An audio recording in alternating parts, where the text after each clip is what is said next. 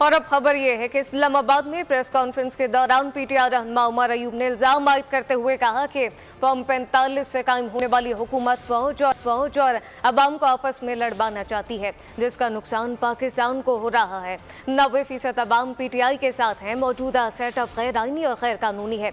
ये भी कह दिया कि कल मुश्तरका पार्टी इजलास के बाद अगले लाहेमल का ऐलान होगा। प्रेस कॉन्फ्रेंस से खताम में असद कैसर का कहना था कि हमारे लोगों के खिलाफ बड़ा क्रैकडाउन जारी है। सुप्रीम कोर्ट अपने फैसले पर अमल दरामद न होने पर सुमोटो ले।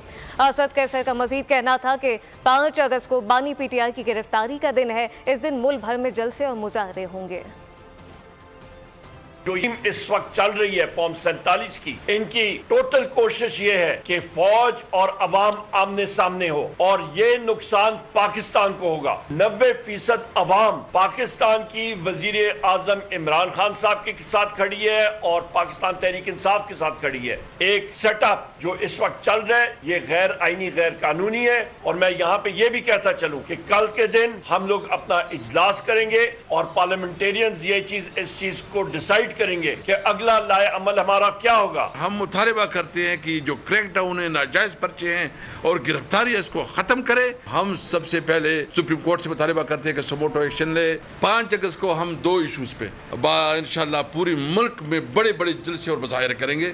एक तो 5 अगस्त को इमरान खान की गिरफ्तारी का दिन है, तो पूरी पाकिस्तान में उसकी अपील है कि महंगाई के खिलाफ और कैदियों और इमरान खान की जिस दिन उसको जेल में भेज दिया उसके खिलाफ 5 अगस्त को भरपूर मुजाहिरे होंगे। जो IPPs के साथ एग्रीमेंट है इसको रिविजिट की जाए।